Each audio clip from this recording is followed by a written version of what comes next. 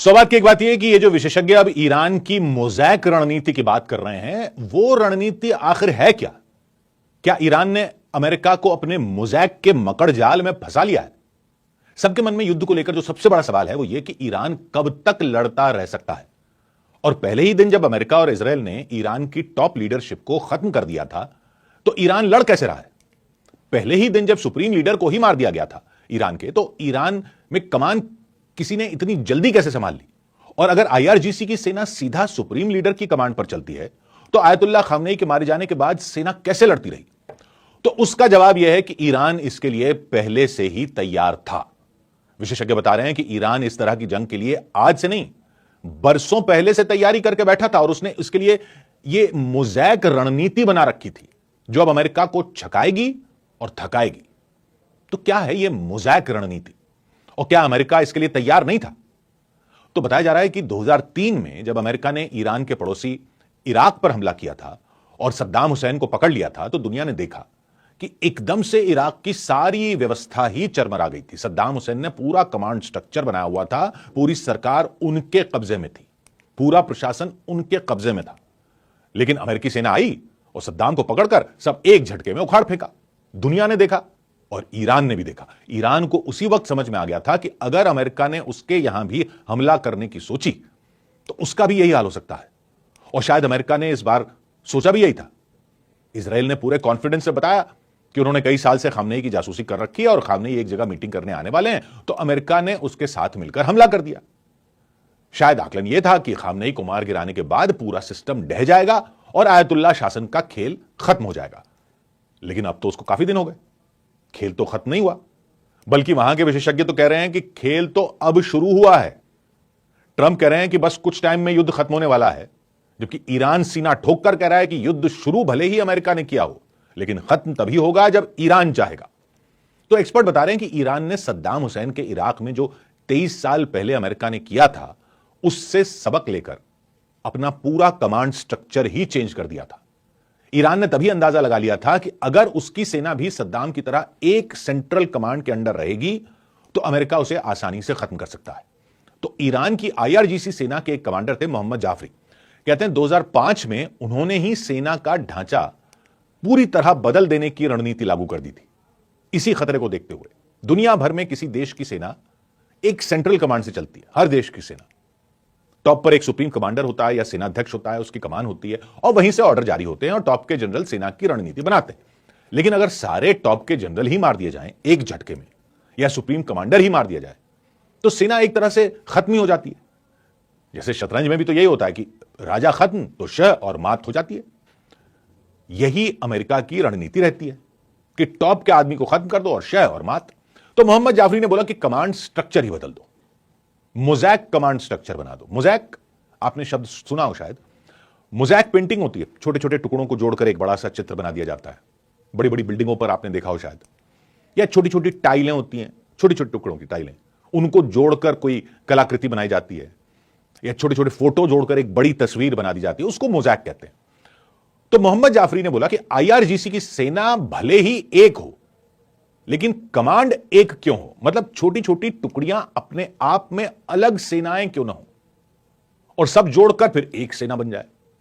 तो उन्होंने क्या किया कि आईआरजीसी सेना का मोज़ैक कमांड स्ट्रक्चर बना दिया। मतलब ईरान में 31 प्रांत हैं, तो हर प्रांत में सेना की एक अलग कमांड बना दी और राजधानी तेहरान में एक और रख दी। मतलब राजधानी में 2 रख दी, यानी कि सेना की एक कमांड नहीं हुई, टोटल कोई सेंट्रल कमांड नहीं हुई, कुल 32 कमांड बन गई। 30 प्रांतों की, और तेहरान भी एक प्रांत है तो तेहरान की 2, 32।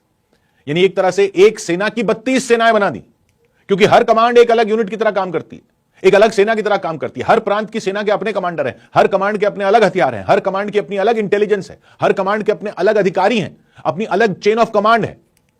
यानी ये 32 की 32 एक तरह से अलग सेनाएं हैं। 30 दूसरे प्रांतों में, तेहरान में 2 और, क्योंकि तेहरान भी एक प्रांत है, लेकिन उसमें 2 कमांड बना दी क्योंकि वो राजधानी है। तो 32 अलग अलग सेनाएं ही हो गई एक तरह से। मतलब ऐसे समझ लो कि मोज़ैक स्ट्रक्चर का एक तरह से यह मतलब हुआ जैसे कि भारत की एक सेना में दिल्ली की एक अलग सेना हो गई, उत्तर प्रदेश की अलग सेना हो गई, राजस्थान की अलग सेना हो गई, बिहार की अलग सेना हो गई, सब प्रदेशों की अलग अलग हो गई। और जंग हो तो सब अपने हिसाब से अलग अलग लड़ रही हो दुश्मन से, कोई एक सेंट्रल कमांड ना हो, कहीं एक जगह से ऑर्डर ना आ रहे हो। तो एक यूनिट को अगर हरा भी दो, खत्म कर भी दो, तब भी दूसरी लड़ती रहे, क्योंकि उसका कमांडर तो अलग है, उसके हथियार अलग है, तो वो कमांडर लड़ता रहेगा। दूसरी यूनिट को खत्म कर दो, तब तीसरी भी लड़ती रहेगी, चौथी भी लड़ती रहेगी, पांचवी लड़ती रहेगी, छठी लड़ती रहेगी, बाकी सब सेनाएं लड़ती जा रही हैं, उनके कमांडर लगे हुए हैं। यानी जब तक सारी कमांड एक एक करके खत्म नहीं कर दो, तब तक सेना लड़ती रहेगी। तो आईआरजीसी सेना की 32 कमांड है। तेहरान पर हमला करके उसके टॉप जनरल मार भी दिए तो वो इसके लिए तैयार बैठे थे। बाकी कमांड तो लड़ जाएंगी, लड़ती जाएंगी। और कमांडर मार देने पर या सुप्रीम लीडर मार देने पर भी उन्होंने उत्तराधिकारी पहले से ही तय कर रखा है। 1+3 का सिस्टम चलता है। 1+3 मतलब अगर टॉप लीडर मारा जाए तो हर यूनिट में पहले से उत्तराधिकारी तय हैं, और एक उत्तराधिकारी नहीं, हर कमांडर के 3 लेवल तक। यानी कमांडर मारा गया तो नंबर 2 कमांडर बन जाएगा, नंबर 2 भी मारा गया तो नंबर 3 भी तय है और वो कमांडर बन जाएगा, नंबर 3 भी मारा गया तो नंबर 4 तक पहले से तय है, और नंबर 1 मारा गया, जब नंबर 2 बना तो उसने अपने नीचे 3 और बना लिए, वो मारा गया, नंबर 3 बना तो 3 ने पहले से अपने नीचे और 3 बना लिए। तो हर बार कमांडर के नीचे 3 आगे के सेट हैं और अपनी यूनिट को वो कमांडर चलाता रहेगा, क्योंकि एक कमांडर मारो, दूसरा मारो, तीसरा मारो, आते रहेंगे, आते रहेंगे, आते रहेंगे। हर प्रांत की कमांड जंग में अपने फैसले लेने के लिए आजाद है, उसको सेंट्रल कमांड से ऑर्डर आने का इंतजार नहीं करना है। 32 की 32 कमांड अपने हिसाब से मिसाइलें लॉन्च करती हैं, सबके पास अपने मिसाइल भंडार हैं, अपना अलग, सब अपने हिसाब से ड्रोन हमले कर सकती हैं। यानी ये जो ड्रोन हमले हो रहे हैं या मिसाइल हमले हो रहे हैं ईरान के इस पूरे इलाके में, वो 32 अलग अलग कमांड के अलग अलग आदेश पर हो रहे हैं। किसी एक यूनिट के कमांडर को या उसके सारे अधिकारियों को मार देने से भी नहीं ये रुकने वाले। जैसे अगर भारत में ऐसा हो तो दुश्मन दिल्ली की सेना को भी हराए, फिर यूपी को भी हराए, फिर तमिलनाडु की सेना से भिड़ना पड़ जाए, उधर असम की सेना का ड्रोन आ जाए, ऐसे लड़ रही है आईआरजीसी की सेना। मोज़ैक स्ट्रक्चर बना रखा है, एक चेन नहीं है कमांड की, कई पैरेलल चेन ऑफ कमांड चल रही है। यह सिस्टम खास तौर पर अपने से मजबूत दुश्मन से लड़ने के लिए बनाया गया है। जैसे छापामार युद्ध होता है, यह आईआरजीसी सेना ऐसे लड़ रही है, क्योंकि ईरान को पता था कि अमेरिका जैसी सेना से लड़ने के लिए उसको काफी टाइम तक उलझा कर रखना होगा, तभी मुकाबला किया जा सकता है। ईरान देख चुका था कि अमेरिका वियतनाम में लंबा नहीं लड़ पाया, अफगानिस्तान में लंबा नहीं लड़ पाया। जहां भी अमेरिका शुरुआती स्ट्राइक के बाद जीत का झंडा जल्दी से नहीं फहरा पाया, वहीं वो फंस गया हर युद्ध में। वो लंबा नहीं लड़ पाता, उसको लंबा अगर उलझा के रखो तो अमेरिका फंस जाता है। तो ईरान ने इसी की तैयारी कर रखी थी। मतलब ईरान की सेना की यह रणनीति ही थी कि मजबूत दुश्मन से सीधे उस अंदाज में नहीं लड़ना जिसका दुश्मन को अंदाजा हो, बल्कि लंबे समय तक टिककर उसकी सेना को थका देना है। और सिर्फ ये 32 कमांड ही नहीं है, एक आईआरजीसी की कुद्स फोर्स भी है। कुद्स फोर्स वो किस लिए? वो दूसरे देशों में लड़ा के खड़े करती है। उसने दूसरे देशों में लड़ा के खड़े किए हुए हैं। जो हिजबुल्ला है वो उसी ने खड़ा किया हुआ है, लेबनान में हिजबुल्ला खड़ा किया हुआ है, यमन में हूथी विद्रोही हैं, वो सब उसी ने खड़े किए हुए हैं। वो भी एक अलग मोर्चे पर इजराइल को उलझाए हुए है हिजबुल्ला, तो वो एक अलग कमांड चल रही है ताकि इजराइल की ताकत वहां भी खर्च